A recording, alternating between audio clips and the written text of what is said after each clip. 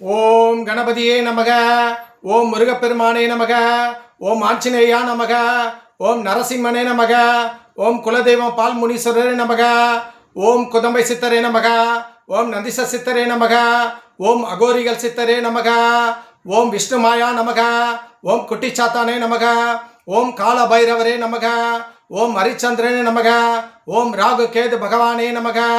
ஓம் சிவபெருமானே நமக. ஓம் அகரகாளியே நமக. ஓம் பத்ரகாளியே நமக.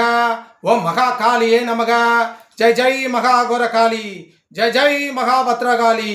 जय जय महाकाली. काली माता की जय. काली माता की जय. काली माता की जय. ओम इक्रीम इक्लीम इसरीम सम सिम हम सुडगाट रत्त करुप अघोर मैनकाली बाबा नमः. काली माता की जय. जय जय श्री राम. जय जय श्री राम. जय जय श्री राम. வெற்றிவேல் வீரவேல். வெற்றிவேல் வீரவேல். வெற்றிவேல் வீரவேல். பாரத் மாதா கி ஜெய். பாரத் மாதா கி ஜெய். பாரத் மாதா கி ஜெய். சனாதன வாழ்க. சனாதன வாழ்க. சனாதன வாழ்க. இந்து மதத்தை பரப்புவோம். இந்து மதத்தை உயர்த்தி பிடிப்போம். இந்து மதமே வாழ்க. இந்து மதமே வாழ்க. இந்து மதமே வாழ்க. வணக்கங்க. நான் சென்னை சேத்துப்பாட்டிலேருந்து ஸ்ரீ அகோரி நாமசெல்வம் பாபா குருஜி சாமியார் பேசுகிறேங்க. என்னோட மொபைல் நம்பர் 994010430984130362 9962624066. இது மூணுமே என்னோட மொபைல் நம்பருங்க. என்னை நீங்கள் கூப்பிடலாம். கூப்பிட்டீங்கன்னா உடனே நான் வருவேன். சரிங்க. இப்போ பொது விஷயத்துக்கு நம்ம எல்லாரும் வருவோம் வருவோம் வருவோம். வீட்டுக்கு வீடு மரம் நட்டு வைங்க. தண்ணியை சிக்கனம் பண்ணுங்க. மாணவ மாணவிகள் நல்லா படிங்க. படித்து நல்லா முன்னேறுங்க. போதை பழக்கத்துக்கு ஈடாவாதீங்க. போதை பழக்கத்துலேருந்து வெளில வாங்க. பிளாஸ்டிக் பொருட்களை யூஸ் பண்ணாதீங்க. பிளாஸ்டிக் அல்லாத பொருட்களை யூஸ் பண்ணுங்க. அதுதான் உங்களுக்கு ரொம்ப ரொம்ப நல்லது. டூ வீலரில் போகும்போது ஹெல்மெட் போட்டு போங்க. ஹெல்மெட் போடாத போகாதீங்க. அது உங்கள் உயிருக்கு மிகப்பெரிய ஆபத்தில் முடியும். எங்கே போனாலும் ஹெல்மெட் போடுங்க போடுங்க போடுங்க. ஓகேவா? சரி. இப்போ நம்ம ஒரு சின்ன பாடல் பாடிக்கலாம். முக்கியமான பாடல். உலகே மாயம் வாழ்வே மாயம் நிலையேது நாம் காணும் சுகமே மாயம் காணும் சுகமே மாயம். உலகே மாயம் வாழ்வே மாயம் நிலையேது நாம் காணும் சுகமே மாயம் காணும் சுகமே மாயம். இதை தான் நான் முன்னாடியே சொன்னேன். உலகமே மாயம். இந்த மாயத்தில் தான் நம்ம வாழ்ந்துட்டு இருக்கிறோம். எல்லாம் மாயே. கதம் கதம் கதம் கதம். எல்லாம் கதம் கதம். மாயே மாயே. சரி, ஓகே. எல்லா சப்ஜெக்டும் முடிச்சிட்டோம். இப்போ முக்கியமான விஷயத்தை நம்ம பேச போகிறோம். இதை நல்லா புரிஞ்சுக்குங்க. எல்லாரும் நல்லா தெரிஞ்சுக்குங்க. ஓகேவா? சரி. இப்போ ஒரு ஒரு சின்ன ரெக்வெஸ்ட்டு. ஒரு சின்ன எப்படி சொல்கிறேன்னா, ஒரு சின்ன உங்களுக்காக உள்ள ஒரு பதிவுன்னு நினச்சிங்களேன். இந்த பதிவை ரொம்ப வருத்தத்தோடு தான் நான் பேசுகிறேன். மன கஷ்டத்தோடு தான் நான் பேசுகிறேன்.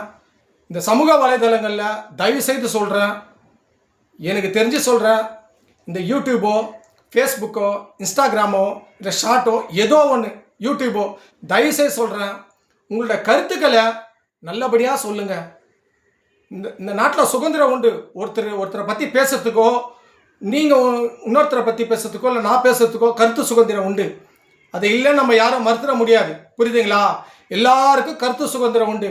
அந்த சமூக வலைதளங்களை தயவுசெய்து சொல்கிறேன், ஒருத்தருக்கு ஒருத்தர் சண்டை போடாதீங்க. ஒருத்தருக்கு ஒருத்தர் தவறுதலாக பேசாதீங்க. இந்த சமூக வலைதளங்களை பேசுறது மட்டும் இல்லை, ரொம்ப அசிங்கமான வார்த்தைலாம் பேசுகிறாங்க சமூக வலைதளங்களை. முன்னாடிலாம் அப்படி இல்லை. இப்போ ரொம்ப மோசமாயிடுச்சு சமூக வலைதளங்களில். அது அவங்கள மட்டும் பேச மாட்டேன்றாங்க. இது குறிப்பா குடும்பத்தில் உள்ளவங்களாம் பேசுறாங்க. இது தேவையா சொல்லுங்க? சமூக வலைதளங்கள்ல கட்சி சார்போ, இந்த கட்சிக்காரங்களோ, அந்த கட்சிக்காரங்களோ, அதிமுகவோ, திமுகவோ, விடுதலை சக்தியோ, காங்கிரஸோ, இல்ல விஜய் கட்சியோ, இல்ல மோடி கட்சியோ, எந்த கட்சியா கூட இருக்கட்டாங்க, யாரா இருந்தா என்ன, சமூக வலைதளங்கள்ல தயவுசெய்து சொல்றேன், நீங்க குறிப்பா எல்லாரும் நல்லபடியா பேசுங்க. புரியுதுங்களா?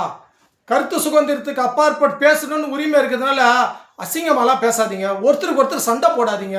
உங்க கருத்தை நீங்க சொல்லுங்க, தப்பே கிடையாது. ஒருத்தர் தவறுதல் பண்ணிட்டாங்களா, நீங்க உங்க கருத்தை சொல்லுங்க. அதுல எந்த மாற்று கருத்தும் கிடையாது. ஆனா அதை தப்பான முறையில யூஸ் பண்ணாதீங்க. தப்பான முறையில பேசாதீங்க. அவங்க குடும்பத்தில் உள்ளவங்களாம் பேசுறாங்க, இதெல்லாம் பேசாதீங்க. ஒருத்தருக்கு ஒருத்தர் விரோதம் தான் வரும். புரியுதுங்களா? அழகா கருத்தை சொல்லுங்க, அதுதான் ரொம்ப நல்லது. புரியுதா? இதனால சண்டை வரக்கூடாது, இதனால விரோதம் வரக்கூடாது. ஆகியால சமூக வலைதளங்களை தயவு செய்து சொல்றேன், யாரா இருந்தாலும் நீங்க ரொம்ப நாகரிகமா பேசுங்க. புரியுதுங்களா? உங்களை கருத்தை சொல்லுங்க, சண்டை போடாதீங்க. சரி, நான் ஒன்று கேட்குறேன், இதில் எனக்கு ஒரு சந்தேகமும் இருக்குது. சமூக வலைதளங்களை இப்போ சமூக வலைதளங்களை உண்மையாலுமே நீங்கள் ஒரு சில பேர் சண்டை இப்போ கட்சிக்காரங்க ஒருத்தருக்கு ஒருத்தர் பேசுகிறாங்க, இது உண்மையாலுமே நீங்கள் ஒரு கட்சிக்கு உணர்வோட தான் பேசுகிறீங்களா, இல்லை ரெண்டு பேரும் சொல்லி கொடுத்து எதாவது பேசுகிறீங்களா, சொல்லி வச்ச மாதிரி பேசுகிறீங்களா? எனக்கு அந்த சந்தேகமாக இருக்குது. சமூக வலைதளங்களில் நிறைய பேர் உண்மையாக கட்சிக்காக பேசுகிறாங்க, அதை நான் மறுக்கல. ஒரு சில பேர் எனக்கு சந்தேகம் என்னன்னு கேட்டிங்கன்னா, நம்ம ரெண்டு பேர், நான் இப்போ இந்த கட்சியில் இருக்கிறேன், நான் இந்த கட்சியில் இருக்கிறேன், நம்ம ரெண்டு பேரும் ஒருத்தருக்கு ஒருத்தர் நம்ம கட்சியை பற்றி பெருந்தன்மையாக பேசுவோம். உன் கட்சியை நான் திட்டுறேன், என் கட்சியை நீ திட்டு, இந்த மாதிரி திட்டும் போது, இல்லை சொந்த கருத்துக்காக சில பிரச்சனைலாம் பேசுகிறாங்க சமூக வலைதளம், அதுக்காக நம்ம சண்டை போடுற மாதிரி நம்ம பேசினா நம்மள நிறைய பேர் பார்ப்பாங்க, லைக் பண்ணுவாங்க, ஷேர் பண்ணுவாங்க, அதுக்காக எதாவது பேசுகிறீங்களா? எனக்கு ஒன்றும் புரியல. எனக்கு அந்த சந்தேகம் இருக்குது. வேணுன்ட்டு நீங்கள் சொல்லி வச்ச மாதிரி பேசுகிறீங்களா, உங்களை நீங்களே உயர்த்தணும், உங்களை நீயே பெருமைப்படுத்தணும், சமூக வலைதளங்கள் நம்ம யாரும் தெரிந்துக்கோசம் நீங்கள் அந்த மாதிரி சேர்த்து வச்சு உங்களே பேசிக்கொண்டு அந்த மாதிரி பேசுகிறீங்களா, இல்லை உண்மையாலுமே நீங்கள் சண்டை தான் போட்டுக்கிறீங்களான்னு எனக்கு ஒன்றும் தெரியல. புரியுதுங்களா? நீங்கள் உண்மையாலுமே பேசி வச்சிருந்தாலும் சரி, இல்லை பேசாமல் ஒரு உணர்வோடு நீங்கள் பேசினாலும் சரி, தயவுசெய்து சொல்கிறேன், உங்களை கருத்துக்களை நல்ல முறையில் சொல்லுங்கள், சண்டைலாம் போடுக்காதீங்க. நீங்கள் போடுற சண்டை இது வீடு வரலாம் பரவுது, வீட்டில் இருக்கிறவங்களெல்லாம் கூப்பிடுறாங்க, வீட்டில் இருக்கிறவங்களெல்லாம் ஒரு மாதிரி அசிங்கமாக பேசுகிறாங்க. இதெல்லாம் வேணாம். அதுக்காக தான் இந்த வீடியோவை நான் சொல்கிறேன், ஒரு நல்ல விழிப்புணர்வுக்காக சொல்கிறேன். தயவுசெய்து சொல்கிறேன், யாருமே சமூக வலைதளங்களை சண்டை போடாதீங்க, உங்கள் கருத்தை அழகாக நாகரிகமாக சொல்லுங்கள். சரி, இப்போது நம்ம பொது விஷயத்தை சொல்லிட்டோம். இப்போ ஆன்மீக விஷயத்துக்கு நம்ம வருவோம். இப்போ இந்த தமிழ்நாட்டை பொறுத்தவரைலாம் எப்படி தெரியுமாங்க, ஒரு விஷயத்தை பார்த்தா ரொம்ப பயப்படுறாங்க. அது எதுக்கு தான் பயப்படுறாங்க, அவங்களுக்கு என்னென்ன புரியலன்னு நான் நினைக்கிறேன். புரியுதுங்களா? புரியுதா? நிறைய பேர் பயப்படுறாங்க. என்னன்னு கேட்டீங்கன்னா,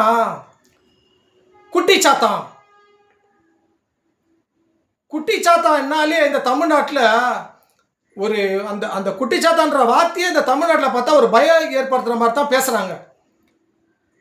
இந்த குட்டிச்சாத்தானாலே பயம், குட்டிச்சாத்தனை வச்சு அது பண்ணுவாங்க, குட்டிச்சாத்தானாலே அது சாத்தான், அது கெட்ட சக்தின்னு நினைக்கிறாங்க. புரியுதுங்களா? நீங்கள் நல்லா புரிஞ்சுக்குங்க.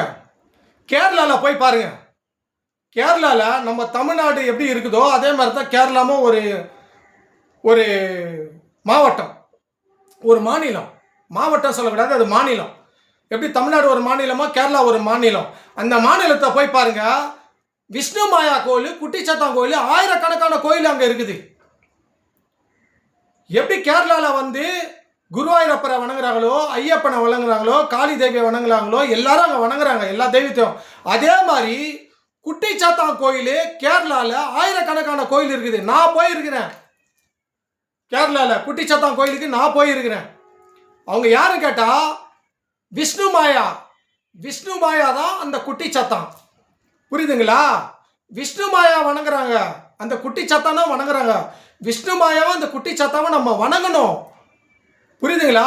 அது விஷ்ணுவோட அவதாரம், சிவனுடைய அவதாரம், பிரம்மனோட அவதாரம், சக்தியோட அவதாரம். முதல்ல நல்லா புரிஞ்சுக்கங்க. விஷ்ணு மாயான்றது தெய்வம், குட்டி சாத்தான்றது தெய்வம். அந்த தெய்வத்தை நம்ம வணங்கணும். குட்டி சாத்தானால தமிழ்நாட்டில் அது ஒரு பெரிய ஒரு பேசும் பொருளாக பேசுகிறாங்க. குட்டி சாத்தானால அது ஒரு கெட்ட ஒரு அந்த பாதியில் தான் கொண்டு போகிறாங்க.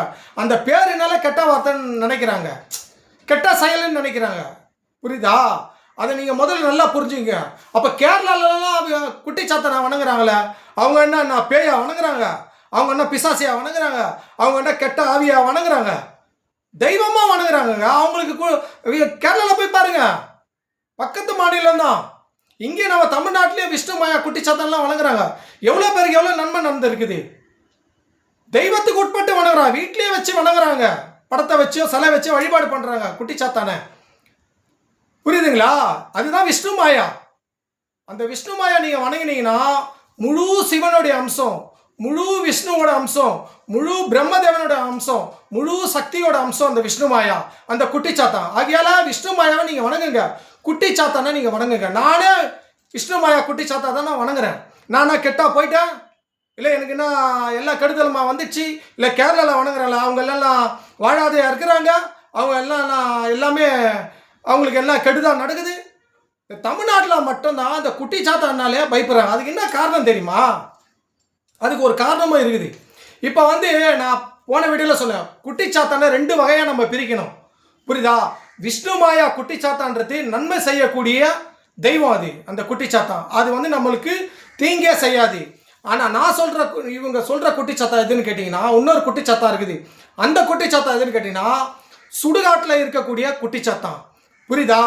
அந்த கெட்ட வழியில் செய்கிறாங்க பார்த்தீங்களா, பில்லி சூனியம் ஏவல் செய்வினை செய்கிறாங்க பாரு, அந்த குட்டி சாத்தா எப்படி கெட்ட ஆவிகள் துராத்மாக்கள் இறந்தவங்க அந்த சுடுகாட்டில் இருக்கிறாங்களோ அந்த கூட தான் அந்த குட்டி சாத்தானை இருக்கும். அந்த குட்டி சாத்தானை கொண்டு தான் சில மந்திரவாதிகள் தந்திரவாதிகள் சில சாமியாருங்கெல்லாம் பண்ணுறதுக்கு விஷயமே அந்த குட்டி சாத்தனை தான் வச்சு பண்ணுவாங்க. அந்த துராத்மா இருக்குதுல்ல, ஆவிகள், நம்ம இறந்துட்ட ஆவி, அந்த ஆவியை ஒரு பொம்மையில் வச்சு அதை தன்னுடைய மந்திரத்தால் வசியப்படுத்தி அந்த பொம்மையில் தன் கட்டுப்பாட்டில் வச்சுருப்பாங்க. அவங்களுக்கு ஏதாவது ஒரு பிரச்சனை வந்தாலோ இல்லை யாருக்காவது பிரச்சனை பண்ணாலோ அது எடுத்து தான் அந்த அந்த அந்த பொம்மையில் உள்ள அந்த ஆவிகளை வச்சு அவங்க பண்ணுவாங்க. அதே மாதிரி இந்த குட்டி சாத்தானியும் இந்த மாதிரி கெட்ட குட்டி சாத்தான், நான் சொல்கிறது புரியுதுங்களா? இந்த சுடுகாட்டில் பிரயோகம் பண்ணி சுடுகாட்டிலே இருக்கக்கூடிய குட்டி சாத்தா இருக்குது. அந்த குட்டி சாத்தானை கொண்டு தான் இவங்க எல்லாமே பண்ணுவாங்களே கண்டி. அந்த விஷ்ணு மாயா குட்டி சாத்தான்றது அது ஒருபோதும் தீமை செய்யாது, ஒருபோதும் அது யாருக்கும் எந்த கெடுதலும் செய்யாது. குட்டி சாத்தானை 2 வகையாக பிரிங்க, அதுதான் ரொம்ப முக்கியம். பொதுவாக நீங்கள் குட்டி சாத்தானால அது கெட்ட சக்தி துர்சக்தி, குட்டி சாத்தானை வச்சு தான் பண்ணுறாங்க, அதை வணங்கக்கூடாது, வீட்டுக்குள்ளே கெடுதல் அப்படின்னு நீங்கள் நினைக்காதீங்க. அதுதான் சொல்கிறார், குட்டி சாத்தானை 2 வகையாக பிரிங்க. தபார், கருப்பு கலர் கொடை இருக்குது, ப்ரௌன் கலர் கொடை இருக்குது. புரியுதுங்களா? ஆனால் 2மே கொடை தான். நான் வச்சு நிற்கிறது 2மே குடை. ஆனால் அந்த குடையில் கருப்பு கொடை இருக்குது, ப்ரௌன் கலர் கொடை இருக்குது. புரியுதுங்களா? இந்த கொடை ஒன்று தான், ஆனால் அந்த 2த்துக்கும் வித்தியாசம் என்னன்னா கலர். புரியுதா உங்களுக்கு? அந்த மாதிரி தான் குட்டி சாத்தான்லையும் 2 வகை இருக்குது. ஒன்று விஷ்ணு மாயா குட்டி சாத்தா, நன்மை செய்யக்கூடியது, நம்ம வணங்கலாம், அது ஒருபோதும் உங்களுக்கு எந்த கெடுதலும் பண்ணாது. இன்னொரு சொல்கிற குட்டி சாத்தா சுடுகாட்டில் மட்டும்தான் இருக்கும். அந்த குட்டி சாத்தானை பிரயோகப்படுத்தி அதை வசியம் பண்ணி அது மூலியமாக தான் எல்லா காரியங்களும் பண்ணுறாங்க. ஆகையால் பொதுவாக குட்டி சாத்தானாலே பயப்படாதீங்க. முதல்ல குட்டி சாத்தானாலே பயப்படக்கூடாது. புரியுதா? அதை நீங்கள் முதல்ல தெரிஞ்சுக்கங்க. நம்ம மனுஷனாக பிறகுறோம், எல்லாரும் மனுஷன் தானே, ஆனால் உடம்புக்குள்ள நல்லதும் இருக்குது கெட்டதும் இருக்குது இல்லை? புரியுதுங்களா? ஒருத்தரை பார்த்தீங்கன்னா எல்லாம் நன்மையே செய்வாங்க, தான தர்மங்கள் எல்லாம் நன்மையே செய்வாங்க, அவங்கள பார்த்தா நம்ம நல்லவன் சொல்கிறோம். ஒருத்தரை பார்த்தா கெட்டதே பண்ணுவாங்க, அவங்கள பார்த்தா நம்ம என்ன பண்ணுறோம், கெட்டதை தான் சொல்லுவோம். அவன் கெட்டவன் நம்ம சொல்லுவோம், இவனை நல்லவன் சொல்லுவோம். ஆனால் 2 பேரும் மனுஷன்தான். புரியுதா? கெட்டவனுக்கு நான் தனி உருவம் இருக்குதா, நல்லவனுக்கு நான் தனி உருவம் இருக்குதா? இல்லைல்ல, எல்லாருமே ஒரே மனுஷன் தானே. ஆனால் எண்ணங்கள் தான் வேற, செயல்கள் தான் வேற. அந்த மாதிரி தான் குட்டி சாத்தானோ. நீங்கள் அதை தனியாக பிரித்து பாருங்க, அதுதான் உங்களுக்கு புரியும். நல்ல குட்டிச்சாத்தான்னா தெய்வத்துக்கு உட்பட்டு இருக்குது. அது ஒருபோதும் நமக்கு நன்மை செய்யாது. உங்களுக்கு பில்லி சூனியம் ஏவல் செய்வினை அது எடுக்கும்.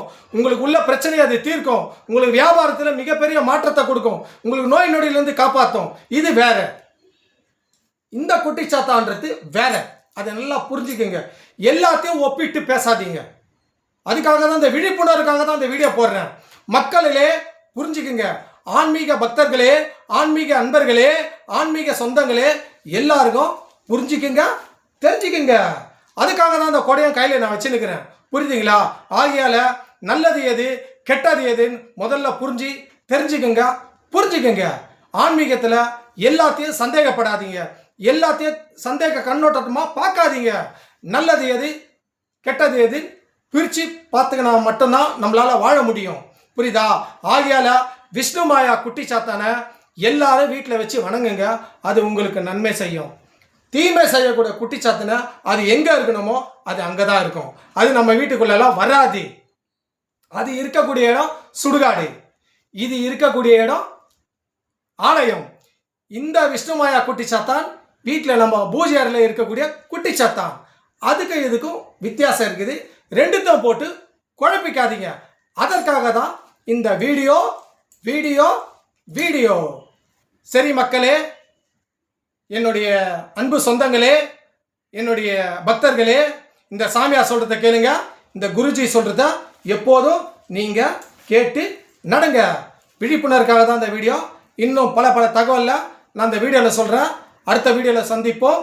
உங்களிடம் விடைபெறுவது இந்த பாபாஜி குருஜி சாமியார்.